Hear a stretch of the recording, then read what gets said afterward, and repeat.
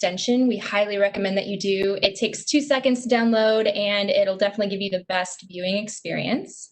If you can right now, go ahead and click on grid view. So that's going to give you the ability to see both speakers on the same screen at the same time instead of toggling back and forth. We have found that that's the best way to view the live casts. If you have friends or family or colleagues that were unable to register prior to this live cast, feel free to shoot them over your URL now and they can register to tune in. And if they'd like, they can also watch this live on YouTube right now by following the Brand Innovators page. So just trying to bring you guys more ways to view Brand Innovators.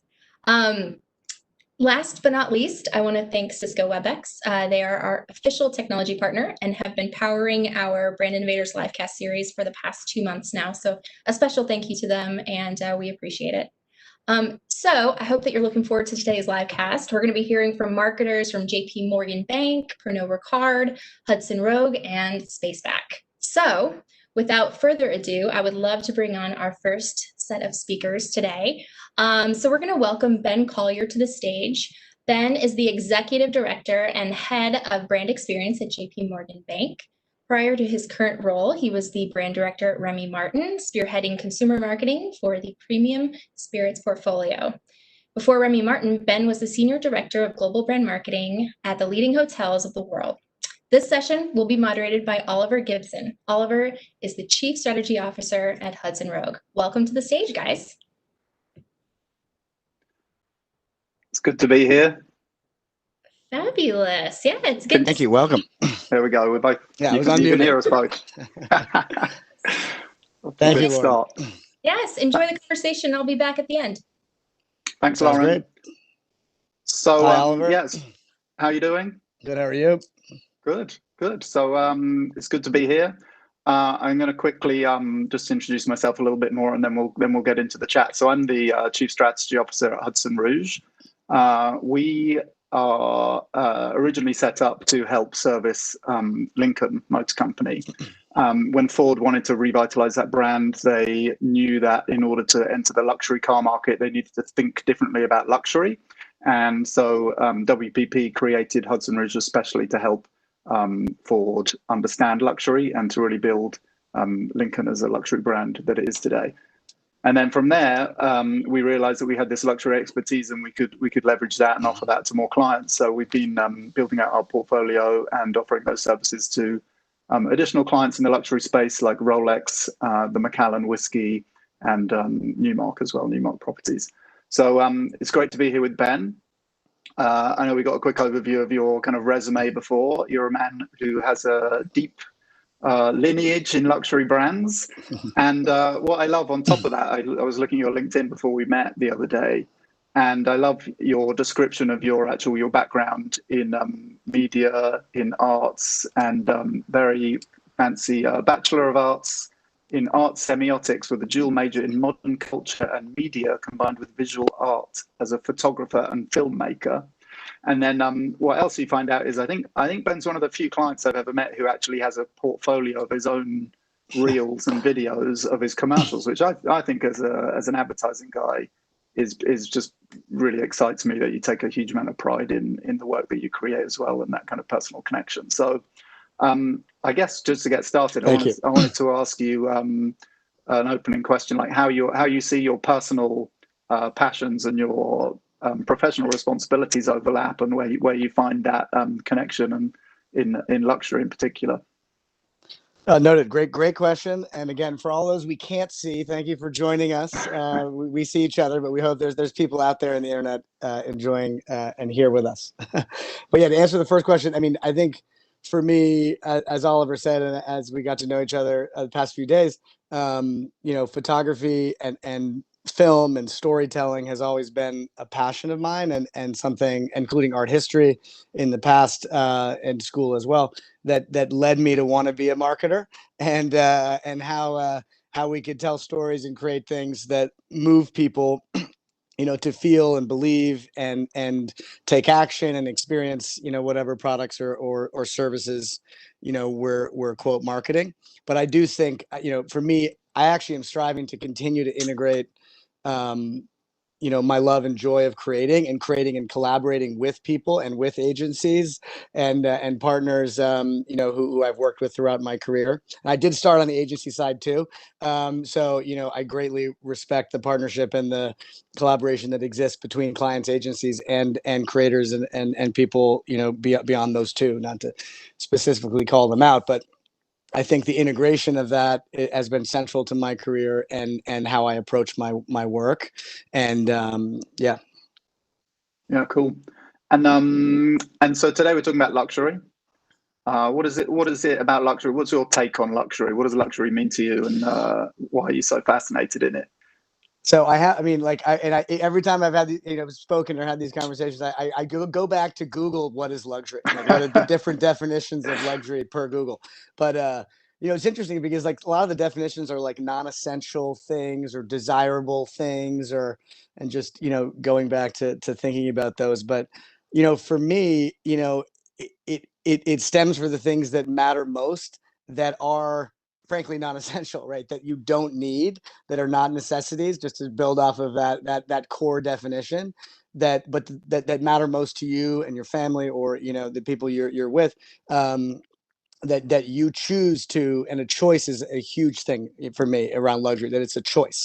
And to have that choice, and especially in the world that we're living in now, to have the choice of choosing one thing or over another, or from an experiential perspective or a service or whatnot, but to have the freedom to choose something, and to even have to have that exist, I think to me is a luxury. And again, especially now, I was thinking of tailoring it to this moment and time that we're living in. And I think that's critical, to that. And frankly, that it in this day and age and beyond this, for me, luxury also connects to craft and to experience and to service. And I know craft coming from the spirits world and the hospitality world within leading hotels, but like people creating experiences, whether that manifests itself in a drink of an incredibly old cognac, or in an incredible luxury hotel, or a very personalized and intimate experience within the private bank where I work now. It is all about creating an experience with people who are talented, and with people who are interested in respect, and have a desire to experience something that's elevated above the normal, the everyday, the sort of quote essential. Yeah, there we go. Yeah. There's an answer. Yeah, no, I think that is the fundamental definition is around things that are not necessary, right? Yeah. And I think it's been interesting. We've spoken to people, talk to millionaires about their financial management, talk to people about fractional jet ownership or jets. And as a layman, you think, well, these are luxury purchases. These are incredibly privileged conveniences to be able to have that choice. And I always think it's interesting how a lot of people buying these products, they don't necessarily see them as they actually sometimes see them as necessities, like fractional jet ownership. They say, look, in order for me to get around and to do my business actually efficiently, it's very justifiable to do that. And I loved one guy I was talking to. He said, well, this is an indulgence. I treat myself to this. It's a little bit more convenient, and I indulge in it. And he goes, but frankly, buying a jet, well, that's just decadent. That's decadent. It's beyond the realms of justification. I kind of like that parallel of like necessity, indulgence, and just straight out decadence. So like, there's definitely different levels of like top tier luxury, and kind of I often think it's like gourmet. The word gourmet in food is now so overused. You can go to any deli and it's a gourmet deli, and I think luxury now is often a word that's used. It's thrown around like this is a luxury experience. This is a luxury and a luxury apartment. I think it's not really a luxury apartment. It's just quite nice. So it's interesting to like pull those apart. But actually, not to add one more comment, but to your point, the word luxury is very overused, and I'm sure people listening to it, like it is the scale of it depends on where you're coming from. To your point, like you were just saying, as a person and as groups of people. But I also think that in general, it is an overused and sort of commoditized term. So, which is why even going back to the sort of the craft and the people or the product and the experience that comes to life, I think for whatever business we're in, it is something that is felt and experienced, and quote, real luxury, or things that are really carefully done and built with thought, and with years of experience. In the case of Remy Martin, with over 300 years of experience making cognac, that's something you can't manufacture and make and say, hey, luxury, we just made it, it's here. And it does come back to the marketing and branding is key to build people in, but then the actual experience of said product experience or service is really where the truth comes to life, as you know. Yeah. I think we might come back to that. I know we were talking about some examples of, like, I guess you can surround a brand with luxury, but fundamentally the experience has to be quality. You can't fake that part of the experience. So so let's so I want to talk about the consumer a little bit. I think similarly, people often ask me, who is the luxury consumer? And I think, well, there's a big difference. There are a lot of people who buy into luxury brands occasionally, and there are others who buy deeply into. They surround themselves in luxury because they can. And I think in your work with JP Morgan Private Banking at the moment, you're not just talking to high net worths. You're often engaging ultra high net worths, right? So I wanted to hear a little bit about your take on the luxury consumer and your JP Morgan's audience, and kind of ground us there. I guess it all starts with the customer, right? It does, exactly. No, I mean, and back to scale, with JP Morgan Private Bank, we work with many groups of families, individuals, and families and groups that actually sort of are the scale and of institutions, right, of endowments and foundations that are of very high scale, and it really all comes down to their needs. And for us, I mean, the private banking world, for those who aren't thoroughly familiar, but we provide services, capabilities, and obviously experiences surrounding that, and advice and guidance, and our intelligence and insights are actually the core of our products, from our people. And but we provide that predominantly to people who have a greater amount of wealth. So, millionaires on up, right, and including billionaires. So this is, but obviously there's more millionaires and billionaires, as we know, and really, and then I'll get back to the consumer broadly, but like, just speaking from my current role, our work is really about their needs. To your point, Oliver, like, it all stems from their needs. As a bank, we're actually a fiduciary. We're acting and advising on behalf of our clients and their goals and ambitions and desires, and helping them achieve them. And but I think from a just bringing it back to more broadly the luxury consumer, I think it does depend what industry you're in, because I mean, obviously, having come from hospitality and alcohol, I think certain people, you can buy into luxury, right? You can buy into a luxury hotel. Anyone can go buy a luxury hotel experience, or buy a really nice bottle of cognac or wine, etc., and have a quote luxury experience. But is it a one-time thing, or is it more frequent? And back to your metaphor or example of private jet, is that I'm taking one private jet, or I do it every week, every month, or I own one. I think the level of luxury is definitely on scale too. But for us, we're in my current work, we're very focused, obviously, on serving the needs of our particular audience, which is the high net worth and ultra high net worth, audience, and in helping them achieve their life impact through, the financial services and capabilities and insights, and products that we bring to the table. But yeah, maybe I answered that. Maybe. I'm assuming you, as a planner, I always have an excuse to do method planning. I always say I have to walk and live a day in my consumer's shoes as well. So do you often play that card in your role, and you say, look, in order to understand a billionaire, I need to live like a billionaire? Is that often? That would be great. No, well, back to your point, we rely heavily on data, both our own internal data, and surveys with clients, and then from a prospecting standpoint, of course, we all want to grow. Everyone on the phone, I'm assuming, whether they're brand or agency or partner, like, we're all looking for new opportunities to grow. And of course, we do a lot of research out in the market too.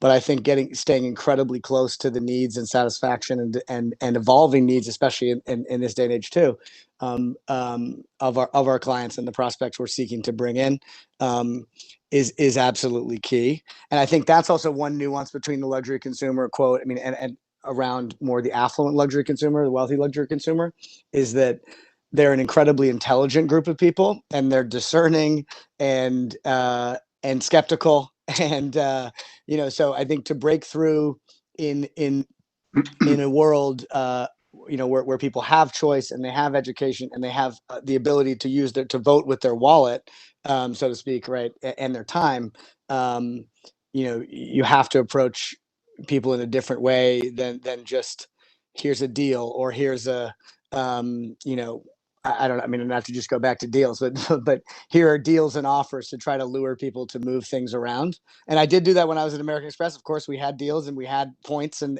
whatnot. But I think real luxury is and the luxury consumer that is choosing to engage with the brand because it aligns with their needs, it aligns with their philosophy. Back to culture, like there's an alignment of what are they interested in and what do they care about, like wellness or other things that are very hot for this audience and have been for a while. But how do you align with their true, how their identity, their culture, and bring some synergy to the culture of the company or the the brand or nonprofit or whatever that you're serving and trying to attract in engagement. Yeah, I've got so many questions. I could go anywhere. I could go anywhere with this. I'm watching our clock. I know. I'm like, we have our clock. With the one thing we said before we chatted, we were like, the biggest problem we'll have is talking too much. Yeah. So so tell me, I think it's a good opportunity to talk about. So we understand the customer. What's do you want to talk anything about what JP Morgan's doing specifically at the moment to really engage that customer? I think talking about the deal versus the values, but often I think it's interesting. People often say to me as well, "Oh, well, they're high net worth, they're ultra high net worth, they're incredibly hard to reach. Like, how do you engage with them either through a research perspective, but also ultimately through a communications perspective?" But we would love to hear about the marketing programs you're currently involved in. Yeah, so I mean, just starting more internally first. With our current clients, obviously we wanting to delivering for them and their needs and their goals, and continuing to improve our satisfaction scores and our referral scores within the clients that we have is first, right? And we sort of refer to that as deepening, but they're absolutely our lifeblood and where we start. I can't talk about much of that, but of course, like. And that's mainly the work of that is done not by marketing, right? The main work of that is done by our integrated teams of specialists and bankers, advisors, and wealth advisors who work with our clients to navigate their goals and also navigate the moment that we're in. But as a parallel into the work that we've been doing more from a prospecting standpoint, we are marketing more in the world, and in a great way, because data is so sophisticated nowadays, as we know, and that we can target people, based on their worth, but also based on obviously where they are and the type of brands that they're engaging with, and brands that we're partnering with from a media perspective. That we know have a high concentration of high net worth and ultra high net worth people. I mean, sort of as 101, but really our approach during this time of COVID and when this all began was to focus on bringing our insights out into the world a little more. I mean, we are a private bank, so we're most of our intelligence and insights is reserved for and brought to our clients only. But we've been sharing more than we ever have over the past year. But also, during this time, we've been putting out our insights and encouraging people to sign up and almost we are acting like a publisher, to sign up for our weekly email about top market takeaways, to sign up for our monthly ideas and insights email. And of course, we hope that people get a taste and a sample. It's a flirt. We use the dating metaphor a lot. It's a good way to flirt and sample the intelligence and thinking that we have. And of course, we'd love to have people contact us and have a conversation. And that's really the goal, where we're trying to acquire new people who could benefit from a relationship with the private bank. And of course, we think we're one of the world's best. And but again, leading with our insights and leading with the thought leadership from our specialists is a point of pride for me, because we're not just putting out not to bring up cliche luxury, but we're not putting out like just fancy pictures or pictures of famous clients or whatnot and being like, hey, I work with the private bank, or this could be you. We're really we've been using our intelligence and our content and content marketing to engage people And and again, obviously very important in these days to help all of us navigate through this time. I think it's again, it's another point of pride that we put that out there in the market. So that's really been the core of the marketing campaigns that we have right now that's public. Yeah. And it was interesting, like we're talking about how it's changing, how the marketing landscape is changing, right? This is a brand innovators talk. It's all about what's next. And I was going to try and avoid the word disruption because it is overused, but your category is genuinely being disrupted by the fintech the startups and upstarts, depending on how you look at them. So tell me a little bit about how JP Morgan's adapting to change and the disruption in your category and how you're responding to that. So it's an interesting one. Yeah, no, I mean, and I'll speak mainly from the private bank perspective, but I mean, JP Morgan Chase and Chase in general as well is innovating and doing incredible things that with AI and other technologies and on the broader level. And with JP Morgan as well, we're using AI in a more deep way, including in marketing. Which has been really interesting and dynamic to be a part of. But back to the fintech, right, the ability, for people to do what we can do online and on mobile, from a banking, investing, and lending and planning perspective is pretty incredible. And we're investing significant money there and significant money in cybersecurity and fraud, which is an incredible thing also that is obviously present in all of our lives. But as one can imagine, as wealth increases, so does the target of them being a target of cybersecurity and fraud. So we're very invested in that, and obviously first and foremost for our clients. And but back to the sort of the tools, the way we see and view, and the way I see, speaking from my point of view of mobile and digital and the disruption that you spoke about, is it's great because it's forcing all of our teams to innovate faster and be more agile and be more quick to market, more test and learn, and genuinely innovate more. But from our side too, at the private bank specifically, it's really to help also bring more of a connection, allow our advisors and bankers and specialists to collaborate with our clients in deeper ways using technology. And obviously most of our client meetings, if not all of them right now, are via Zoom and via we've transitioned into a virtual world, but the ability to have what I would say more of a hybrid collaboration between the human and in person, which is so critical, and the relationship driven nature of the private bank and that level of experience and service, combined with having really sharp, intuitive, effective digital tools and technology for both advisors and our clients is a huge focus. And I do believe, even though we live in a virtual world, I do believe that the real winners are the ones that are going to balance the humanity with the technology, and those who are pure tech, great to a certain extent for a certain audience, and those who are all high touch, all human, and speaking also luxury, not just banking, I think is gonna struggle. But the hybrid, to figure out that right balance of a hybrid experience, and do well on both sides, those brands will continue to thrive and go forward well. Yeah, I kind of want to tempted to ask, is it people or machines, right? Like who is a better financial advisor, like a machine or years of experience? Yeah, it's people using the machines. No, and I said, I guess, and for me with the private bank, like we are our people. Like even thinking about that is our product, is our talent, is our people. And then how do we use technology with these, we believe, of course, very smart, talented people, to deliver for clients and bring experiences to life. But in our business, I would say people first.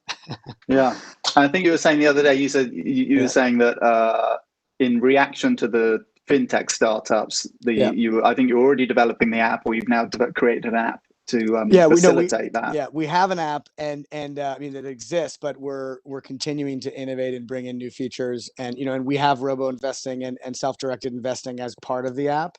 But we're in a great way, all the really interesting dynamic things that are happening in the world, and some of these companies we're invested in too, and funding, and I mean, at the broader JP Morgan Chase level, that it's really dynamic and interesting, right? There's so much more that can be done. and even honestly, as an eternal optimist, I feel like during the pandemic too, the amount of I haven't gone to a bank to get out cash in a very long time, but the amount of use of sending money and moving money has increased, just as humans. Not speaking of me as a private bank client, but I think there's incredible amount of interesting new ways to communicate and to interact within financial services, that's going to stay beyond just this time as we move forward. Yeah, yeah, and I think it's technology enhancing the human interaction, right? The use of the app doesn't replace your human advisor, your personal relationship manager. Yeah.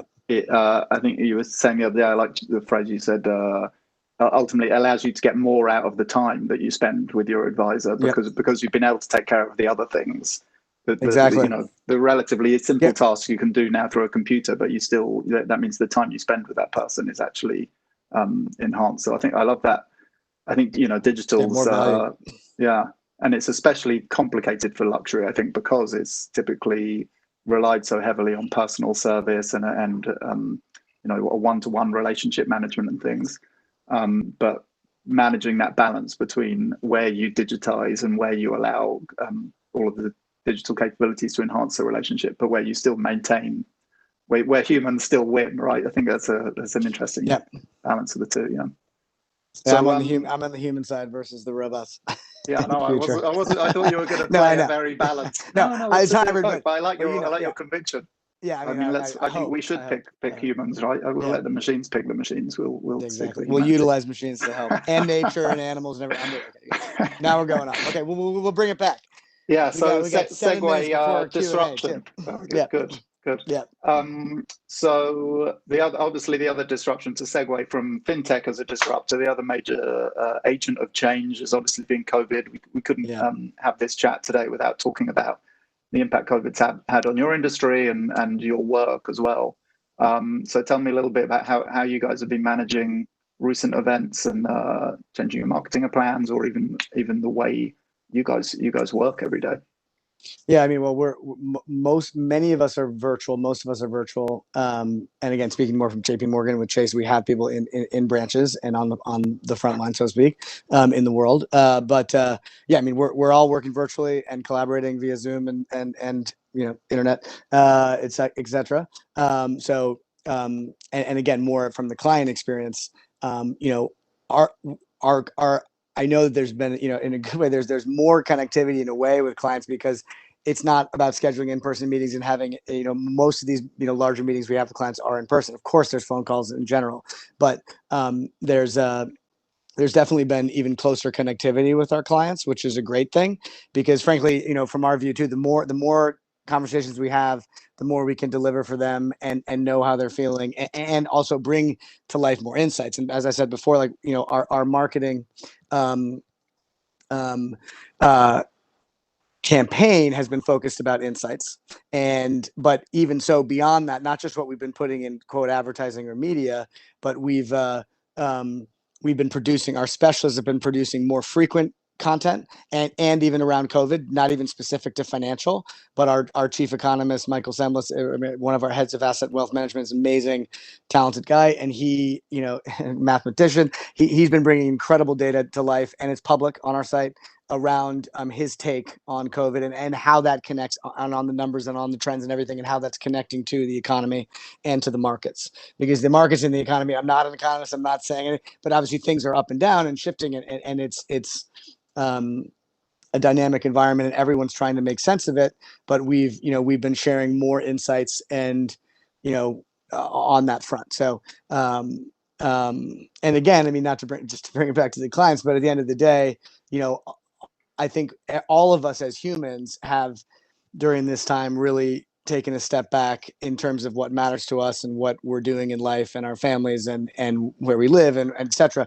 And I think it's been a real check-in, right? Separate of, and I'm not speaking of obviously the health issues and other things going on related, but just on the positive sense of, I think people are getting more focused and intentional about really, really what matters, with life being so precious and life leaving us as humans right now.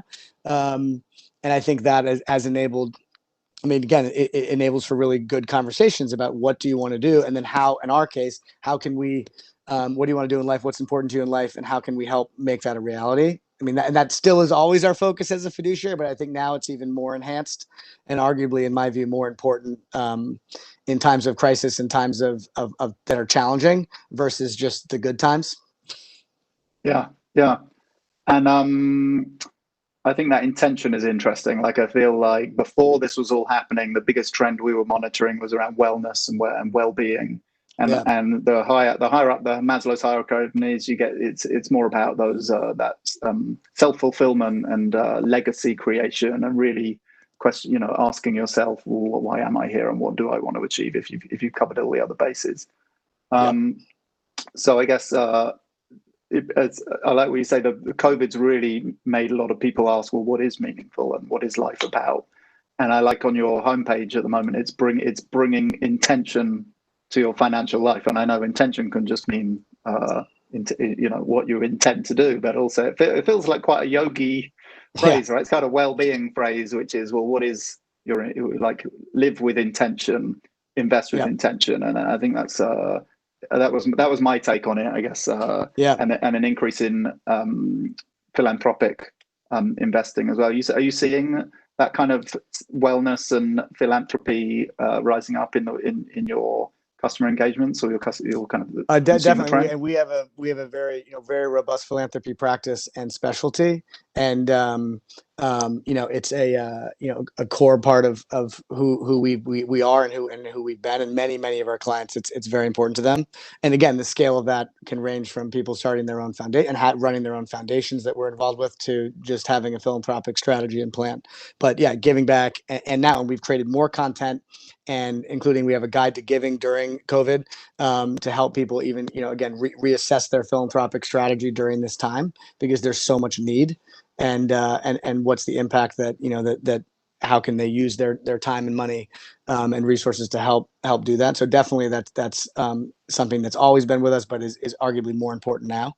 But back to your point, as a sort of a closing point on it, with intent and impact, and again we've shifted and are very focused on, like you said on the homepage, like we really our role, yes, we are financial advisors and investors and bankers, and but at the highest level, back to Maslow's needs, etc. I feel like our mission and our vision is to help people get really clear on the life impact they want to have, as I've been saying, and then we help them do that with all the resources and capabilities we have, which I know I've said prior, but that's kind of the higher level purpose and mission for who we are and how we act in the world. And I think it's again even more important now that we do that. Yeah. And so I think it's my last question is, okay. Now we have Q&As popping up. You were touching on image-based, like you're saying, so some marketers just say, hey, like, this is luxury, this is lifestyle, here's a celebrity saying, I bank with JP Morgan. And then I love that what you're doing is thought leadership and adding value to lives, and ultimately like providing substantial value to the customer in order to engage them. I love that balance. And I guess I just wanted to ask about like rules or principles. Like, are there any rules you apply to your marketing and the way you go to market that ensure that you maintain a luxury brand? And are there any myths that you that are often kind of orbiting the way that you work, and that you think, frankly, like, don't apply? Well, no, yeah, for rules, I mean, I think I know. So I have the 3 R's. I see if I can remember them. I mean, first is respect. Like, and again, I think with this audience and our client, like, great respect for and gratitude for the business when we're brought business, no matter what the level is, and that's right for our company, our brand. And then second would be relevance. Like, obviously we need to continue to be relevant and bring relevant solutions and insights and opportunities that are highly tailored. And then obviously drive results. But there was a fourth R that I can't remember, Oliver, that I'm missing from the other day. Now you're going to test me on my memory. I can't remember. Recognition. Recognition. There we go. There's the fourth. But recognition, similar to respect, but like recognizing clients and sort of tied to that, but recognizing them in their moments of success and also life change, right? And again, life, there's lots of different life moments in the world that happen, right? And as individuals, but recognizing them and being close with them around those are critical.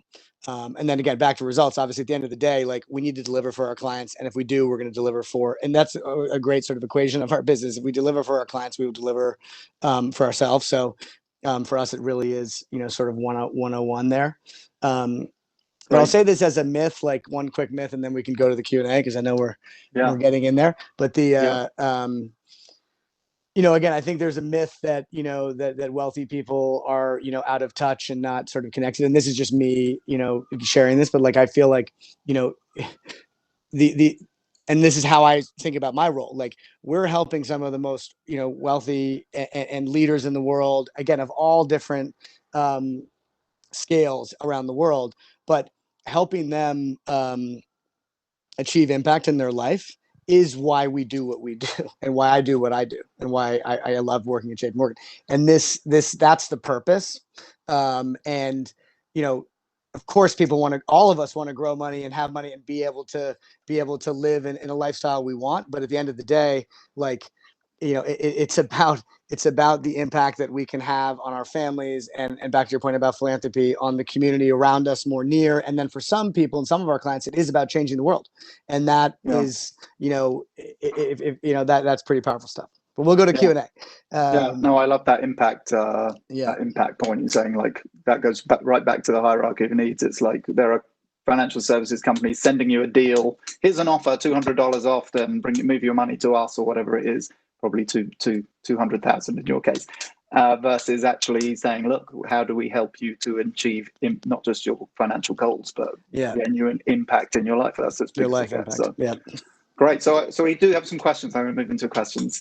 I know. So we may get cut off, but why don't you edit? You pick the one you think is a good one that we haven't touched on. We have a couple. So I think we did talk about this a little bit, but maybe you can go a little bit deeper. So what trends in consumer behavior are of particular importance to you and marketers now? How are they consuming media differently, and how are they interacting with brands differently? Well, that's actually a good myth busting too about wealthy people. Like, I mean, certain colleagues of mine, when we were building media plan and working, they're like, are wealthy people on social media? Are they interacting with LinkedIn? Are they, where are they? And I think, again, using data to prove, we've shared and worked with partners, but to show that, social is incredibly, a robust area for all people, as you know, but we do target on social.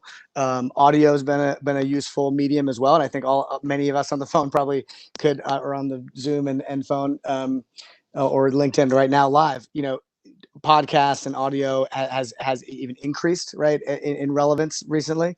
But it is a media that we've used and had success with. And then just broadly more digital, like, as the ability to, as we all know, I mean, as marketers, to be able to interact with people and have journeys, right? It's not just about that first touch. I really only talked about bringing them to the site with content or signing up for email, but as we all know, like, it's a relationship, and from a marketing standpoint too, and to be able to nurture audiences and continue to personalize and bring them unique content. I mean, broadly, whether you're a luxury brand or not, I think we're in it, and that's another reason why marketing, I think, is and branding and advertising is a really fun category and career for all of us, regardless of whether you're an agency partner or client. Like, it's a grand experiment. Like, we're living and we're testing and learning and optimizing and trying new things. And I think we have a responsibility as marketers to push the envelope for our clients and our businesses. And as a parting point, because Lauren's back, but to really push the envelope and evolve and create amazing experiences and amazing results. That's our job. We need to push our businesses and our clients forward. Absolutely. Well, thanks very much, Ben. It was great hanging out with you again. You too. I think Lauren's going to give us the prompts. Lauren's going to boot us. We could just stay, Lauren, but I know there's next one's up. Yeah, thank you guys so much for being here. Ben, I was going to say from the start, you've been a part of our community for a couple of years now. So it's great to have you. No, always thrilled. Thank you. Thank Brand Innovators, Oliver, and again, all of you on the phone, still on the on the internet phone listening. Thank you for being here, and we hope this was of some value to you listening to Oliver and I banter. Well, I enjoyed it, so thanks Yeah. very much, Ben. I appreciate it. Thanks to everyone else. Thank you, Oliver. All good. Yeah. Have a great next session. Awesome. Yeah. All right, guys. Well, we're halfway through today's short broadcast. So thanks again to Ben and Oliver for joining us. I am excited to bring the next group to the stage. We're going to be joined by Katie Zaman. She's the Director of Prestige for Pernod Ricard. Katie has spent her career in the wine and spirit industry in a variety of roles spanning from sales to marketing. In the current role, she leads the new business development strategic alignment partnerships for the Pernod Ricard luxury portfolio with other like-minded across sectors. So Katie will be joined today by our really good friend, Casey Saran, CEO of Spaceback. Welcome, guys. Hi, Lauren. Hi, Casey. Hey, Kate. Hi, can you hear me? I can, yeah. Okay, awesome. You're coming in clear. Well, I'll let you guys chat for a bit and I'll pop in towards the end. Great.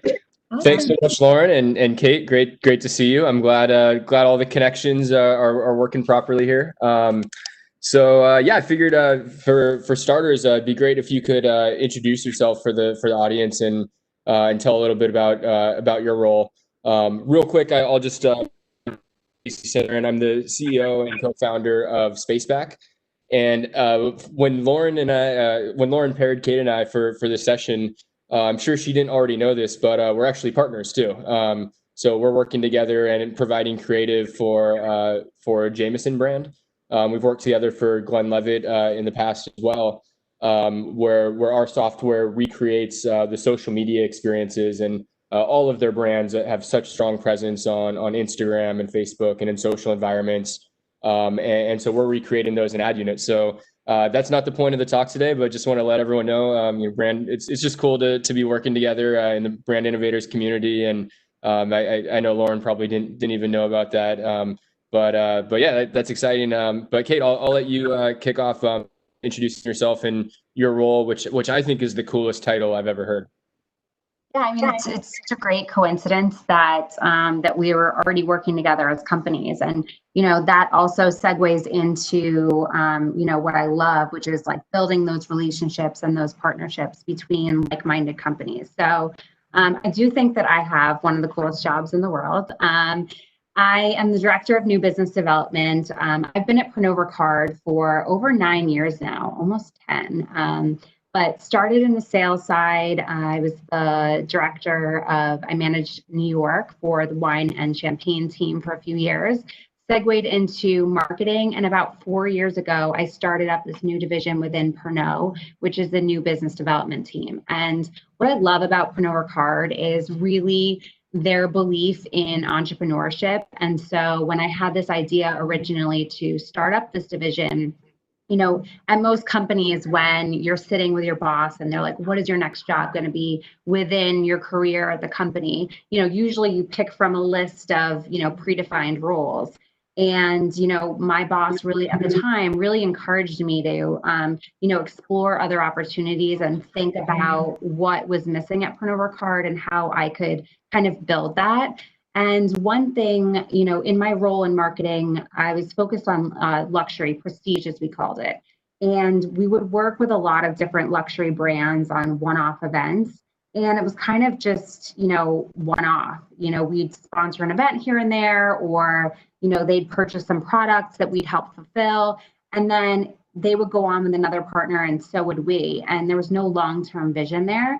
And so when I started up this team, I was really looking to find long-term symbiotic partnerships. So it doesn't mean that it's a long-term sponsorship, but it's really beyond that, and looking for like-minded companies that have like either the same similar brand pillars or a similar consumer target, and look for ways to work together that we can be an asset to each other.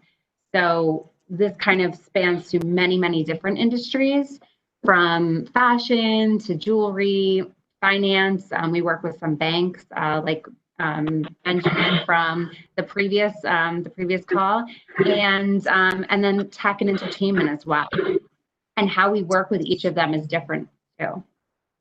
Cool. Yeah, and it seems like there's all kinds of different. I mean, being alcohol, a lot of different brands that you can do events with, and people like to drink pretty much all types of events. So that's the great part is that everyone wants to work with us. Everyone needs wine, spirits, or champagne for their event, so that makes it easier. Yeah, and ironically, even though we're not having in-person events, it seems like Americans are drinking even more than ever before. So maybe a quick icebreaker. What are you drinking right now? So I would have to say in the beginning of COVID, I was focused more on the warmer beverages because it was cold. So I was drinking Glenlivet hot toddies. That was kind of like my 5 o'clock cocktail of choice. And then now that we got into the summer months, I'm going to my traditional drink, which is Avion Reposado soda and 3 limes. So that would be like my current drink. But saying that, I mean, my first introduction into this industry was with champagne. So I still have like a special place in my heart for a good glass of champagne.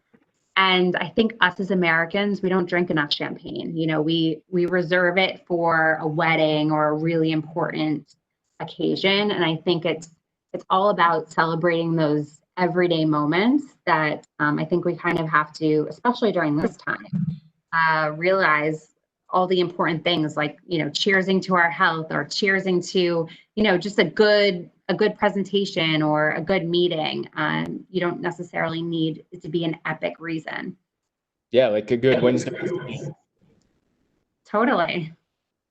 Yeah, right on. Yeah, I could definitely drink more champagne. I don't. I never really think champagne, but that's a good point. That it's internationally, is champagne more of a go-to? Absolutely. In Europe, it's much more a part of their culture. What's interesting is I remember when I used to be in the sales side and calling on a lot of restaurants and hotels, one of the experiments I would like to do is I'd sit at the bar, order a glass of champagne, and just be, chatting to the bartender. And guaranteed every time someone would look at me and say like, oh, what are you celebrating? And I would just say, oh, life. And they would be like, wow, I love that. And a lot of times people would then start to order it. It's just one of those things that you don't think to order unless you're kind of, it's brought to your attention. Yeah, celebrating is contagious. I just grabbed this because it's on my bar, but I believe this is one of your emerging brands, Vida Mezcal. Down the gag, yes. Yeah, and it's fantastic. My partner who I live with wanted a margarita for her birthday and requested a mezcal margarita. So we picked that up. And it's fantastic. I'd love to learn a little bit more about. You were talking about how you can partner with so many. Being a luxury brand yourself. Obviously, there's so many other luxury brands that you can partner with around events. It'd be great if you could share an example of one of those partnerships and maybe the kind of events that you do that are going well before COVID, and then now that we are not doing as much in person, how are those kind of partnerships transitioning and still able to engage audiences, even though we can't all get together in person? Yeah, absolutely. Prior to COVID, my small team and I would do probably around 200 events or so a year, spanning most of them small, intimate luxury events. Some of them were Pernod Ricard brand focused. Others were partner events that we would collaborate on. And so the way that we work with partners is there's a lot of different ways, and it's really tailored to the different company and what they need from us. So events is one of the ways that we work with them, as well as creating custom gifts for them, collaborating on content, and also collaborating on influencer programs. So on the event side, after COVID, like everybody else, we kind of had to pivot. And with all of these events, they weren't just going away. There were certain, important things that were coming up, whether it was a wedding or whether it was a new watch collection launch that were still going to happen with or without COVID. So it was working with them to figure out how can we make this still happen in a really special way, but virtually. So one of the ways that we've been doing that is kind of like this event in a box concept. And so we work with a lot of different companies that can kind of create these custom bespoke boxes that have all the fixings for an event. So right now we're working with a luxury watch company on a new release that they have coming up. And we're doing a kind of a whiskey and watch event. So we have one of our whiskey makers as well as them having one of their watchmakers. Everyone's receiving a box with the information on the new watch collection, as well as a bottle of personalized engraved one of our whiskeys. And then there's all sorts of extra swag in the box. And so the idea is that everyone around the country will get the box on the same time, open it up on this Zoom call, and then experience a whiskey tasting that's paired with the different watches, and really utilizing like the craftsmanship between them to find the parallels within the two different industries. So that's kind of one way that we've made it kind of go in more of the virtual capacity. But prior to COVID, I mean, we did all sorts of events, from full-scale New York Fashion Week events. We did an amazing event with Alice and Olivia last year for New York Fashion Week. And this was total 360. We worked with them on influencers. We created a co-branded handbag. Our product, it was with the Glenlivet, who was Glenlivet was actually the sponsor of New York Fashion Week. And so we blew that up, and it became not just at Spring Studios, but throughout all of New York and really the country. Kind of felt that New York Fashion Week vibe in September, and it was everywhere. It was on buses, there was pop-up bars throughout the city. We had sip-in shops in stores like Theory, Alice and Olivia, Versace. You know, you could walk into the store and have a Glenlivet cocktail while you shopped. And with Alice and Olivia, within the show, Glenlivet was organically every part of the way, from the invitation to the actual show itself. It was really seamless how the brand was integrated in such a meaningful way. That's amazing. A major activation. It sounds like, you know, it's amazing that you and your small team are able to put all that together. Do you work with an agency or other teams externally to help you with manpower for those kind of large activations? Yeah, absolutely. I mean, we have an amazing events team within Pernod Ricard as well. And so, you know, this was the type of event that was all hands on deck. So from the brand team to the experiential team, the digital team, our events team, as well as our team. Our team really owns the relationship with a lot of these external brands, but then we definitely bring in agency partners to help with all the logistics and execution on site. Cool. And then I also really like the gift, the event in a box concept that you mentioned, and it's cool that that's kind of incorporating gift and an event into one thing. We've definitely noticed in COVID that because we're not out, taking clients to dinner and bars and, able to spend as much time in person, we have been gifting more, and find it almost feels like people appreciate it more now than before. And even like little things like just sending someone a free lunch or, a seamless gift card or anything. It seems like it's going a long way. What are you kind of doing with? I mean, the watch example is really cool. Are you seeing gifting? Are people sending more gifts because they're not drinking out more, or what are you seeing?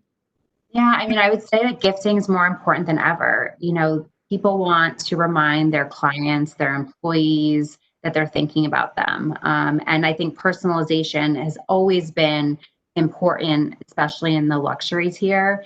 But right now, it's important because you're not doing it in person. You're not handing them the gift in person. You're sending it to them. So finding a way to personalize it, either through, we do a ton of custom engraving, personalized custom labels, even just as simple as like a handwritten note, really goes a long way in terms of the personalization and making sure it's something that they're interested in. So if they're hugely into mixology, we've been creating these really cool mixology kits where people get all the ingredients to make a cocktail at home. This is actually something that we've been working with.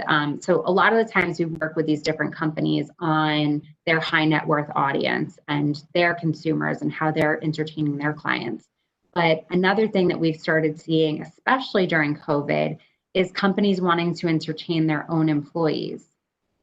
And so this has been great for either an icebreaker or team building activities so that they can still feel connected when they're all sitting in their own home offices or kitchen tables. So we've been doing a lot of these like mixology classes, especially in like the tech companies, where they're trying to basically become masters in mixology by the end of COVID. And, bringing a lot of education to them on, the whiskey making experience, the champagne, all of the different educational components, but then also teaching them how to make a cocktail. Very cool. And one thing we talked about yesterday briefly, it sounds like people are not only drinking more, at COVID, but they are drinking high end and luxury brands in particular. So it would be great to get your take on why that is the case. Is it just because people aren't going to restaurants, so they want to have that $300 bottle of wine at home, or why do you think it is? Well, I think when we first started with COVID, I think people were scared. They didn't know how long they were going to be locked up at home. And so, they were pantry loading. So everything from the toilet paper, the paper towels, the beer, the wine, the spirits. And so we definitely saw that in the beginning, especially in the still wine category and some of the big brands. I think in the very beginning, they were going to staples, the power brands that had been there forever, and less so on like the craft side in the very beginning. And then we kind of saw people transitioning, realizing that they were going to be at home for a while, continuing to purchase a lot in the alcohol sector, but then we saw them starting to experiment. And what's interesting is you would assume that still wine, boxed wine, beer would grow, and they have been. But what's interesting is that spirit brands retailing at $100 plus have actually grown in double digits and continue to grow faster than the total spirits market. So that's what's kind of, you wouldn't expect that during this time. We're talking about a possible recession and, people being careful with their money. But I think during this time, they're also being aware of the quality of what they're putting in their body and if they're going to spend their money on something, they want it to be something that's worthwhile. And so we've seen that people want to, exactly what you said about the $300 bottle that they would have had at a restaurant. Now they can buy that bottle for $100 at their local wine shop and drink it at home. So they're still getting some of that experience. They're not willing to totally give up on that and just eat canned tuna and, cheap vodka. They still want to experience the luxuries of life, and they still want to experience quality ingredients, quality cocktails, and quality wine at home. Mm-hmm. I'm sure this is something you spend a lot of time talking about with your team.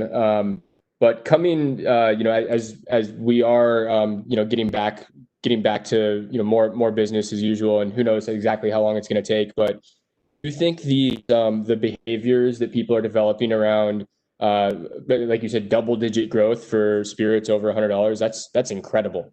That's a lot of people drinking at home. Do you think the behaviors are going to change, or do you think people are like adopting new behaviors that they're going to continue post-COVID, or do you it's going to be back to kind of numbers that you saw before COVID, after people are back at events and things are going back to normal? Well, I mean, I think that there's definitely going to be some behaviors that don't go back to normal. And I think one of the things in our industry especially is e-commerce. So our industry as a whole is way behind the times in terms of digital and e-com, but the alcohol industry actually grew the fastest among all CPG in terms of e-com during this COVID period. I don't know about you, but I am addicted to Amazon and I want things like basically before I order them.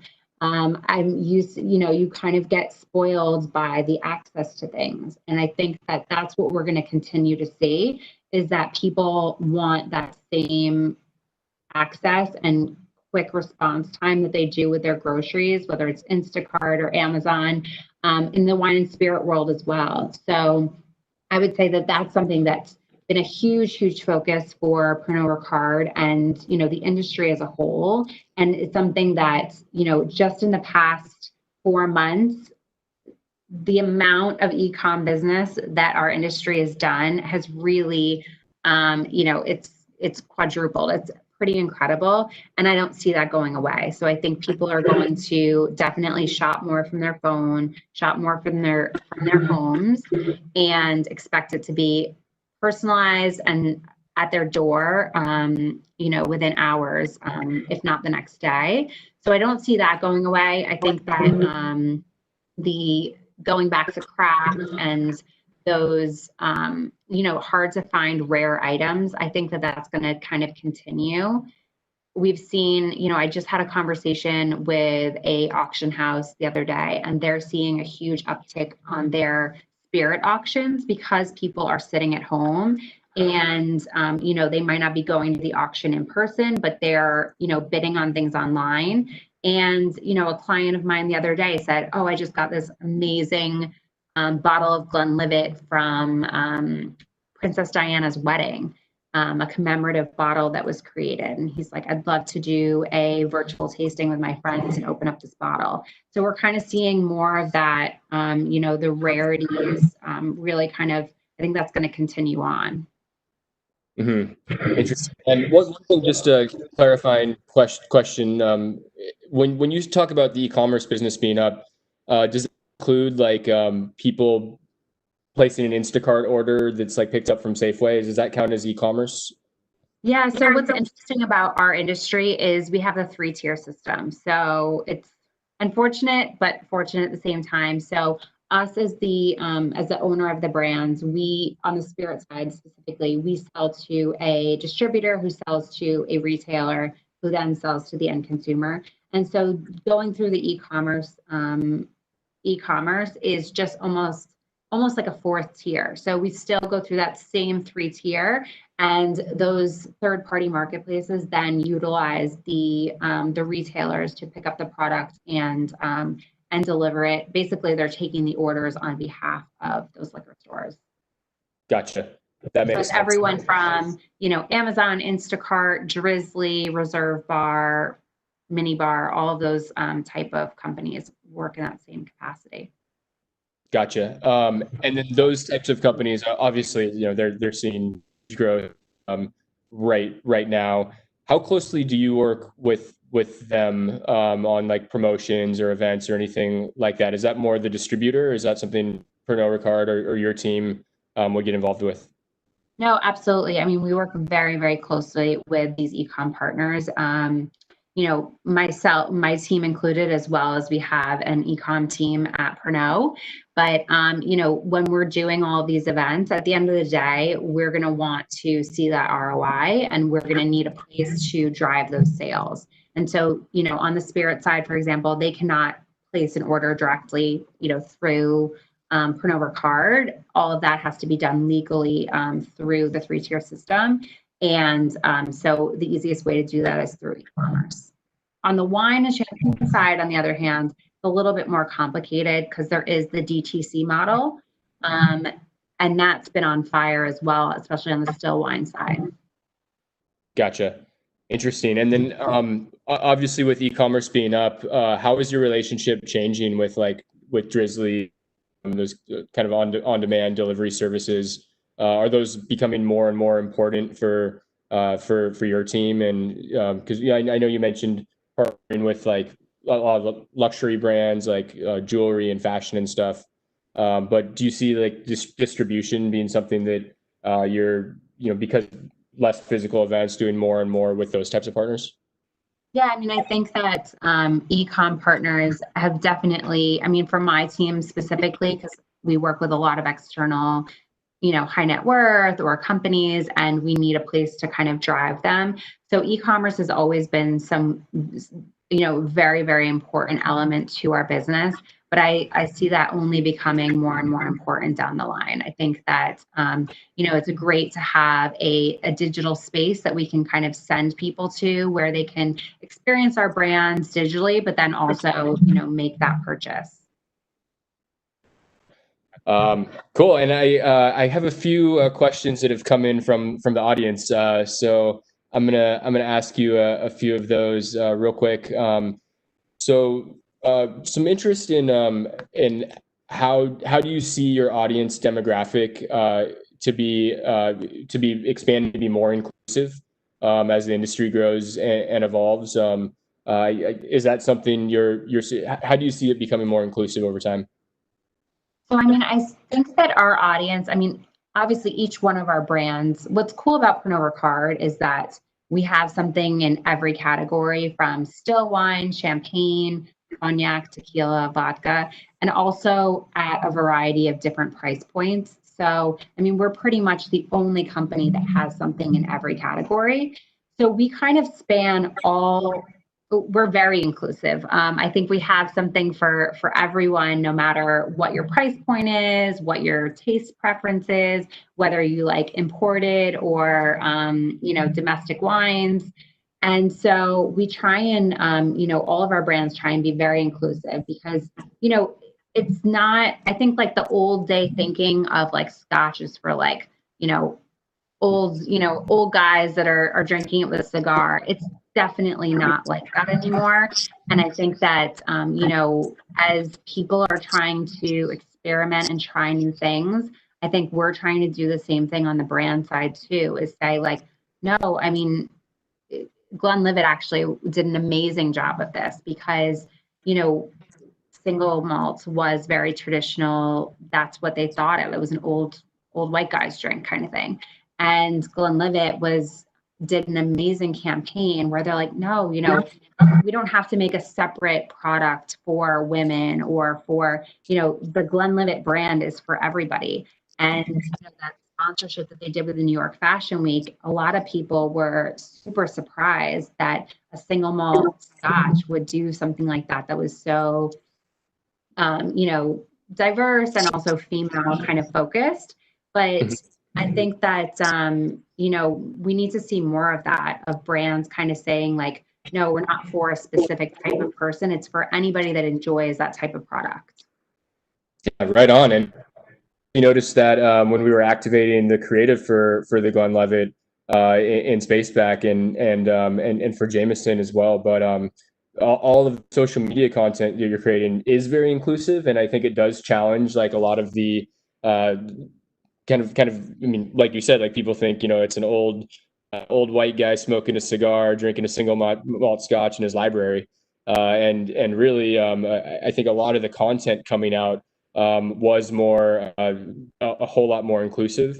And then because you're able to use the social media content in other environments too, I think it further does break down a barrier and feel more engaging and inviting for anyone to participate with the brand. It all comes back to, our whole values at Pernod Ricard is all about conviviality. And, our founder, in every meeting, it always comes back to our founder saying, make a new friend every day. And I think that's the most important thing, is it's making a friend and seeing someone and, sharing in those convivial moments that can be done with our products. And our new CEO, Anne, is just continuing to push the boundaries and be more inclusive and diverse. And, I'm really proud of, where we're going with all of our brands. Yeah, awesome.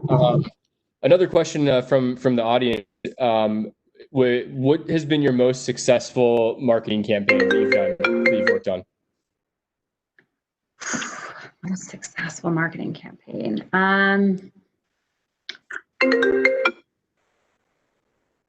I think that, I don't know about the most successful. I mean, we've done so many different things over the years, but not to go back to this again, but I think that being a part of the New York Fashion Week event last year, I think was pretty amazing at blowing it out 360. But I also want to say, like, right now, when it's kind of like getting back to the basics and just, focusing on the relationships and how we can be an asset to our different partners, especially during this time. A lot of the industries are, having a really tough time right now, and figuring out ways to be creative. And I mean, that's my favorite part, is the brainstorming, and it's the, how can we, we were all excited about this huge activation that was going to happen that's no longer happening. How can we make it that much better and something we can still be proud and excited about? So I think some of these virtual experiences that we're doing, we just did one with Water for Crystal a couple weeks ago, where it was one of their glass blowers with one of our global champagne ambassadors, and talking about how different champagnes taste differently in different crystal cut glasses, and just showing the parallels of the diamond cut champagne with the crystal cut glasses. It was pretty cool, and I think that it was such a cool experience for everyone on the Zoom. They all had their Water for Crystal. They all had their 3 marks of Paris Jouet. And I think it's, it's those simple things, the back to the basics. But it's kind of being creative in these times that kind of gets me most excited and proud now. Cool. That is so cool. And yeah, it's just amazing. I'm so impressed that, I mean, even the brand innovators community is really thriving, even though we can't get together in person. And it sounds like you've been very quick to roll out creative events that can get people to participate from, their office or home office or wherever they are. And I think it's fascinating about the how different kind of glasses, I guess, like champagne bubbles, like rise differently in different type of glasses. Is that what the class was about? Yeah, I mean, that was definitely part of it, but it's amazing, just like a regular glass versus crystal versus plastic, how things taste differently, and the material and the craftsmanship, and what a difference that makes in how you're enjoying it. So that was just like one of the ideas of ways that we could bring content and education to, both their consumers and our consumers. But we're always trying to find fun ways to kind of collaborate with different brands. That's awesome. Cool. Do we have any other questions from the audience? Someone asked around how so what trends in consumer behavior are particularly important to you, and how are those changing? I know we touched on that a little bit, but I want to make sure I'm not leaving anyone's questions behind. Yeah, well, I think that, right now with the hospitality industry, it's unfortunate, everything that's going on right now with, bartenders being out of work, chefs being out of work, and, places like established restaurants kind of going out of business. But on the other side, what's been amazing is seeing the creativity that the industry and people as a whole have kind of brought to this to try and, make ends meet or, survive during this time. And so kind of seeing the creativity of these amazing, beautiful outdoor seating, on the side of the street, or the pop-up restaurants that people are doing in farms or in parks, and pairing these like super, super high-end wines for takeout, and the cocktails to go, and just chefs doing virtual experience as well.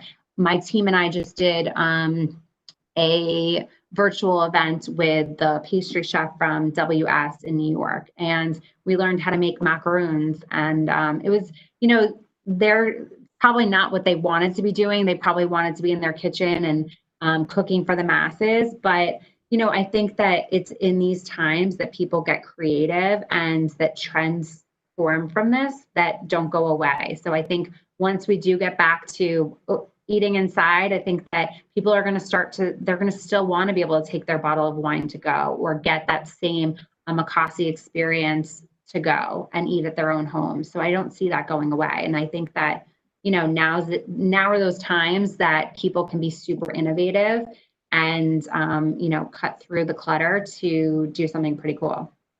Yep.